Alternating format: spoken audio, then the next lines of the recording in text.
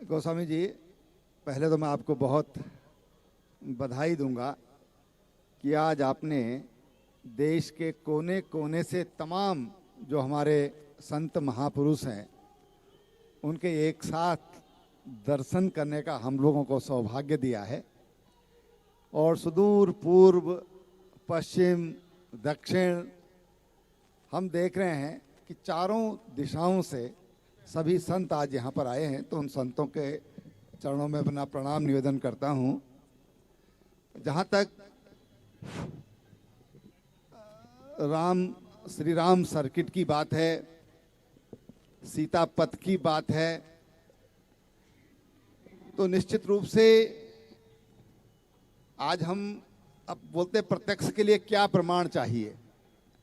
आप काशी विश्वनाथ में जाइए तो पता चलता है कि पहले से 10 गुना वहाँ पर श्रद्धालुओं की संख्या बढ़ गई है। आप उज्जैन में महाकाल में जाइए तो वहाँ पर भी लोग कहते हैं कि अब कई गुना वहाँ पर श्रद्धालुओं की संख्या बढ़ी है। और जहाँ से मैं आया हूँ उत्तराखंड से, उत्तराखंड के बद्रीनाथ जी, केदारनाथ जी या चौके चौरों धाम जो वहाँ पर हैं, वहाँ पर अगर हम पिछले 5-7 सालों में, 8 सालों में अगर श्रद्धालुओं की संख्या देखें तो 15 से 20 गुना बढ़ी है। अब जहाँ पर इतने लोगों का आना जाना होगा, कोने कोने से लोग आएंगे, तो निश्चित रूप से उस क्षेत्र का आध्यात्मिक विकास तो परमात्मा ने कर रखा है, आध्यात्मिक विकास तो पहले से है, लेकिन वहाँ का आर्थिक विकास जो एक महत्वपूर्ण पहलू है। कहते हैं भूखे पेट न होए भजन न होए गोपाला। आज वो आर्थिक समृद्धि निश्चित रूप से इस तरह के जो हमारे धार्मिक स्थल विकसित हो रहे हैं उससे आर्थिक प्रगति भी देश के अंदर आएगी, खुशहाली आ रही है। ये आज मैं समझता हूँ कि सामान्य व्यक्ति भी इस चीज़ को समझ सकता है, क्योंकि जब ये श्रद्धा का पर्यटन है, ये धार्मिक पर्यटन है और ये अध्ययन है, रिसर्च है कि जितना फायदा एक श्रद्धालु या एक पर्यटक देता है उतना और किसी भी परियोजना में इतना प्रॉफिट, इतना लाभ, इतना आर्थिक विकास नहीं हो सकता है, या इतने लोगों को आर्थिक लाभ नहीं हो सकता है। ये आज तमाम, आप कोई भी रिसर्च आप किसी को पढ़ लीजिए तो उसमें ये साबित हो चुका है। और निश्चित रूप से जब आज देश में हमारे धार्मिक स्थलों का वैभव लौट रहा है, एक नया वैभव, एक नया रूप पुनर्निर्माण करके उनको दिया जा रहा है, तो निश्चित रूप से इससे देश की आध्यात्मिक तरक्की भी होगी और आर्थिक तरक्की भी होगी। रावत जी, इकबाल अंसारी जी थे, जो मुद्दई भी थे, उन्होंने कहा है कि विरोध करने वाले चले गए, अब अयोध्या जो है वो सज रही है, संवर रही है, आगे बढ़ रही है, और उन्होंने इसका जो श्रेय है वो योगी और मोदी को दिया है। कैसे देखेंगे आप?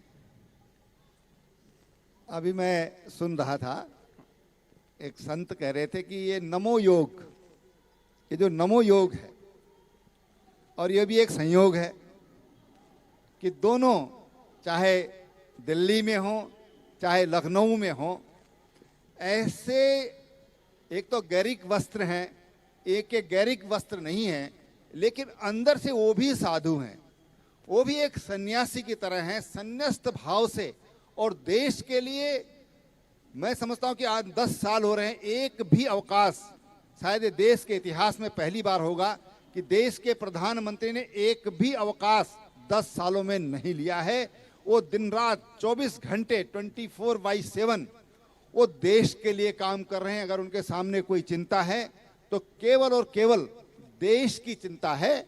और इसलिए जो विकास हो रहा है देश, जो आज आर्थिक रूप से, और आज दुनिया में अगर हमारा प्रधानमंत्री जाता है तो भारतीय वेश में जाता है, भारतीय प्रवेश को लेकर जाता है, और उसका परिणाम ये होता है कि यूएई में भी हमारे प्रधानमंत्री जी का मस्जिदों में राम नाम लेकर के, राम नामी के साथ, रामोच्चार के साथ उनका स्वागत होता है। ये अपनी पहचान के साथ, अपनी देश की अस्मिता को बनाए रखते हुए आज जो दुनिया के देशों में जा रहे हैं, और दुनिया के देशों ने आज भारत को जाना है।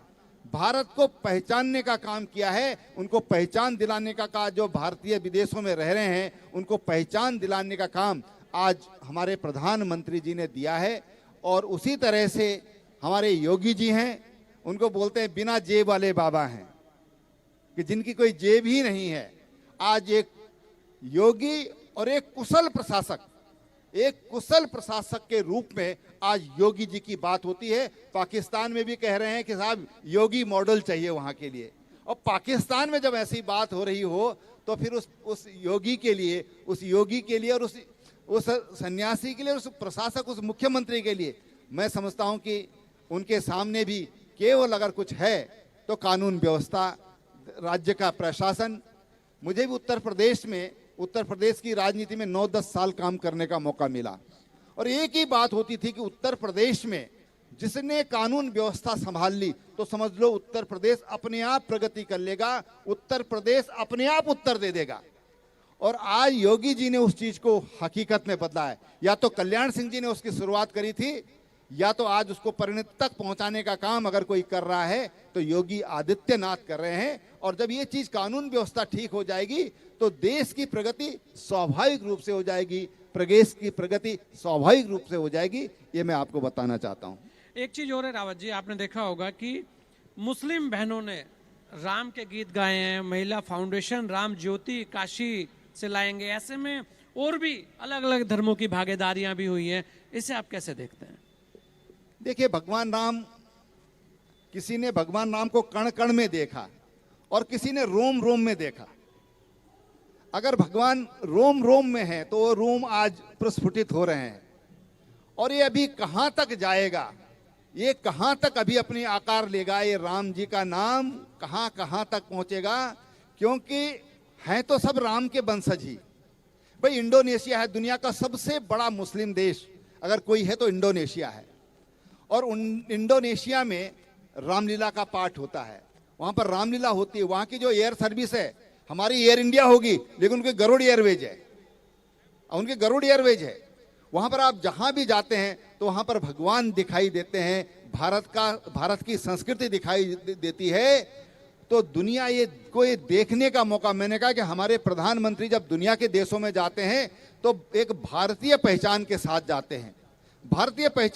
जाते हैं, तो दुनिया फिर उनमें भारत देखती है, दुनिया उनमें वसुधैव कुटुंबकम देखती है, सारी वसुधा मेरा परिवार है वो देखती है। आज लोग बात करते होंगे, ग्लोबलाइजेशन की बात करते होंगे, लेकिन भारत ने तो कब ग्लोबलाइजेशन की बात की है? कब हमारे महापुरुषों ने, हमारे संतों ने और सारी वसुधा को अपने कुटुंब के रूप में देखा है। सारी माँ बहनों को दुनिया की, वो तो ब्रदर एंड सिस्टर्स के रूप में वो तो लेडीज एंड जेंट्स के रूप में देखते थे, हमने तो उनको बहनों के रूप में देखा, मातृशक्ति के रूप में देखा, माँ के रूप में देखा। आज भारत, मैंने कहा कि ये प्रभाव अभी कहाँ तक जाएगा, अभी कुछ में दिखाई दे रहा है और इसको भी बहुत कुछ में जाना है। वो हम आज जैसे हम अयोध्या में राम मंदिर बनता हुआ देख रहे हैं, कभी लगता था कि ये सपना है, ये सपना पूरा होगा कि नहीं होगा। जिस तरह से आज ये सपना हम पूरा होता देख रहे हैं, हम वो दिन भी हम देखेंगे जब भारत फिर विश्व गुरु कहलाएगा।